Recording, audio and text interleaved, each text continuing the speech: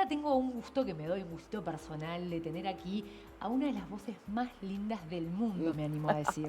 Del mundo, pero es uruguaya, ella es locutora, comunicadora social, Simone Fogiel. ¿Cómo andás? Bienvenida. Muchísimas gracias por invitarme. Qué gusto Y el tenerte. gusto es mío, el Un gusto es mío placer. de estar aquí.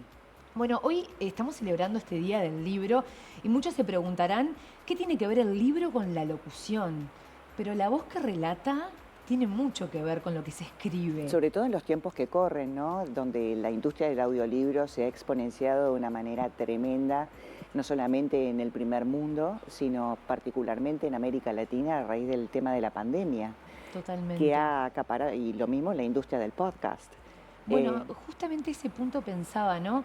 Eh, ¿Cuáles son las conexiones entre el libro y la voz? Pensaba. Creo que aquel que escribe no sabe hasta dónde puede llegar su texto, pero el que utiliza la voz como herramienta tampoco, porque tu voz ha estado en todo el mundo.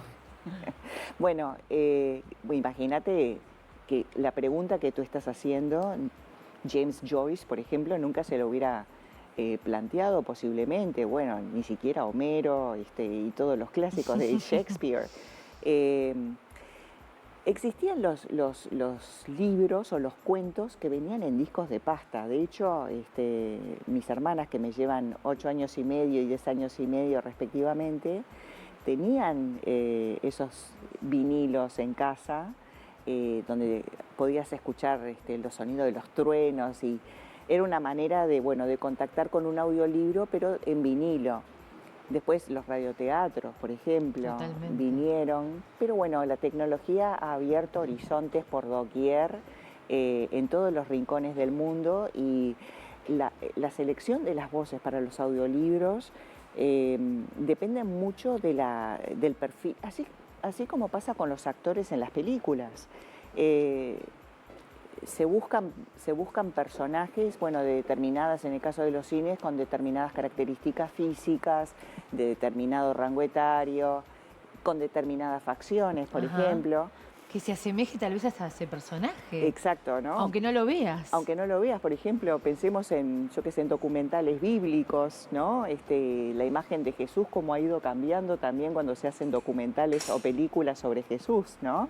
María Magdalena, Pero con respecto al tema de las voces, yo creo que la selección no solamente pasa por una cuestión de rango etario. Creo que hoy por hoy, y de hecho doy por sentado que es así, porque he grabado audiolibros y porque soy docente de técnicas narrativas, que es muy importante la melodiosidad. Hay 3 factores fundamentales en todo lo que es la locución Me narrativa. encanta esta clase gratuita que tenemos ahora. Y que lo hago con mucho amor. Eh, se valora, eh, Se valora la intensidad, o sea, cómo acentúas palabras claves, que es como pasarle un dry pen, Un flujo, resaltador, exacto. exactamente, de que uno, bueno, puede decirlo más lento, puede acentuar en una sílaba, por ejemplo, de una palabra, y acentuarla significa no solamente decirlo un poco más fuerte, sino capaz que cambiar la curva, subir, hacer como una especie de anticadencia, de subir el tono, como que es como un llamador para la persona que te está escuchando. Y muchas de las cosas que estoy diciendo las hacemos nosotros inconscientemente en el día a día, ¿no? Claro. También importa mucho el ritmo, importa mucho la melodiosidad. Por ejemplo, de que cuando uno, como narrador de audiolibros o de cualquier texto, o mismo como comunicador, como es nuestro caso, Sí. eh, no, al momento de construir la melodía de una oración y de todo el relato, no sea repetitivo con las mismas muletillas sonoras, terminar todos los puntos de la misma forma, sino nosotros cuando hacemos puntos en la vida real, a veces terminan para abajo, otras veces hacia el medio, un poquito más hacia arriba, la semianticadencia, la suspensión, la semicadencia y la cadencia. Y la forma de preguntar también. Y eso también varía según la cultura. Claro. En la industria de los ¿Y audiolibros, no hay Maggie, modas también? hay ¿Son momentos en los modas. que se usa más una cosa que la otra? Sí, sí, puede ser, como pasan con determinadas palabras o Ujú. expresiones.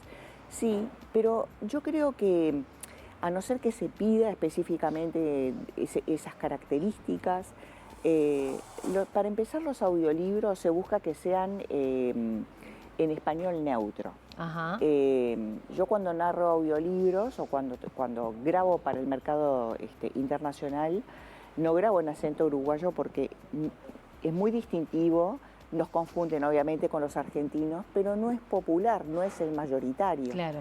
El español neutro vendría a ser como un punto medio entre lo que es el acento caribeño, mexicano y colombiano. El punto en que todos entendemos. El punto, ¿no? sí.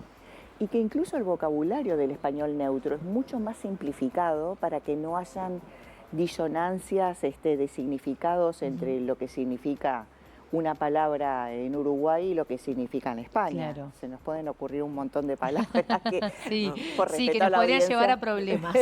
sí, exactamente. O mismo entre culturas, ¿no? Ay, qué vaina, ¿no? Como dicen los colombianos, y bueno, y vaina en Uruguay es otra cosa. Esto es importantísimo porque uno cuando escucha algo se quiere sentir incluido. Exacto. ¿No? Quiere escucharlo y sentirse invitado, ¿no? Y si uno tiene una barrera del idioma o la interpretación, hay una distancia. Exacto. Y también creo que el gran desafío en el mundo en el que hoy vivimos, Maggie, y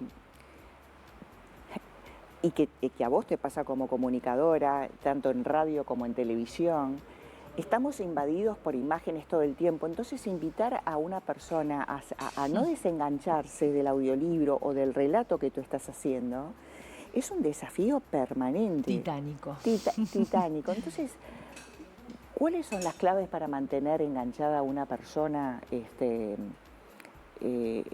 frente a un programa, por ejemplo, de radio o en un relato, en una narración? Es lo que te acabo de decir. No tenés por qué gritar ni decir ordinarieses para que la gente te aplauda o se mantenga enganchada sino que la clave está en jugar con todos esos rasgos sonoros, ¿sí? Sobre todo con el acento, ritmo y tono, para que la persona no se aburra nunca de escucharte y que no digas todo siempre a la misma velocidad, sino que juegues, ¿no? Y bueno, me tomo una pausa acá, después acelero de repente, y eso son como llamadores permanentes a que la persona te escuche. En los podcasts o en los programas de radio pasa exactamente igual. Totalmente. Pensaba también cómo uno puede ser muy buen locutor, muy correcto, hacer su trabajo bien, pero a veces hay otro que también es muy buen locutor, hace su trabajo bien, pero ese me llega. Tiene algo. ¿Cuánto hay de la personalidad de uno también? Hay y su historia. Hay muchísimo de eso y bueno, está también la cuota personal que uno como locutor le imprime a su narración, concretamente en la industria de los audiolibros, pero también está la cuota parte del locutor en entender el personaje que va a interpretar y desde qué lugar lo va a hacer. Por ejemplo, si vos estás hablando en nombre de una doctora que desarrolló una técnica X para que no te vengan los ataques de ansiedad de noche e irte a la heladera y comerte todo. Ajá. Y vos le estás hablando, y por eso es importante tener un anticipo del libro, a ver cómo está redactado. Y si vos ves que es una redacción canchera, que te habla de tú a tú, que utiliza muchas expresiones, que es muy expresiva, ves muchos signos de interrogación o de admiración y cómo plantea las preguntas o las aseveraciones, ahí podés darte cuenta de que, bueno, de que es una persona que quiere sentirse conectada a vos. Cercana, que te habla como una amiga. Entonces, bueno, voy a exponenciar los tonos agudos para ser una persona canchera contigo, no necesariamente, pero sí está bueno hablar de voz a voz o de tú a tú. Y eso es lo que pasa con los actores también, o sea, de encarnar a una persona que no existe posiblemente y vos darle vida. Y el gran desafío que tiene el locutor en este caso, sea un narrador de ficción o de no ficción, es tener una gran intuición y de tener también un approach, una aproximación a lo que es un actor. Pues una cosa es el locutor comercial, que puede ser un actor de voz, y el narrador puede ser un locutor muy correcto, pero si no le imprime un trabajo intuitivo de análisis del texto, de ver el metamensaje, de ponerse en el lugar no solamente del narrador, sino del escucha, cómo quisiera que esta persona me lo diga. La profundidad con lo que se dice también. Sí, sí. Y vivimos en un tiempo de mucha horizontalidad también, Maggie, y él apunta a lo que vos recién estabas planteando. O sea, no se busca ya hoy el locutor que sea con camisas de almidón y todo durito. Así, lejano. Sí, no, se busca una persona que te pueda hablar con absoluta tranquilidad y hacer el cuento, el relato de una manera entretenida, menos acartonada, porque la tecnología de hoy es eso también. Hoy hablamos con nuestros jefes sin estar maquilladas posiblemente, o nos ponemos un lápiz de labio y bueno, y una camisa prolija, andás a saber lo que tenés abajo y nunca se va a enterar. Nadie se enteró. Nadie se enteró y se trabaja así. Hoy mucha gente trabaja desde la casa y rinde igual, ¿no? Y lo mismo pasa con la locución, porque todo se ha horizontalizado. Ya las jerarquías en la comunicación, vos lo vivís a diario, ya no es hablar desde un podio, yo soy Dios que te estoy hablando y yo soy comunicadora, entonces tengo un superpoder sobre vos y tenés que obedecerme, porque este es al revés. Al revés, exactamente. Pensaba que la voz o la voz como herramienta no es solamente para los locutores o los comunicadores, ¿no? Está por entrar ahora al piso una doctora que muchas veces tiene la responsabilidad de dar noticias a veces tristes, a veces muy felices, o papá, mamá, el abuelo, cuando te vas a acostar y te cuenta un cuento, o aquel enfermo que escucha la voz de su hijo, ¿no? Antes de partir. La voz es un canal de comunicación importantísima que dice tanto y que es importante utilizarlo bien, conocernos para que sea una herramienta, una puerta de entrada a un montón de cosas que tiene que ver con la expresión o con la sensibilidad, con la emocionalidad. ¿Qué consejos le podés dar a la gente? Más allá de que no quieran ser, si no quieren ser locutores no pasa nada, pero la voz la utilizan igual. ¿Qué herramientas le podemos dar? Mira, se me ocurren muchas cosas decirte en este momento, pero concentrándonos en el tema de las herramientas, yo creo que la voz humana es energía. Es una proyección de nuestro cuerpo y también de nuestra luz y de nuestro amor.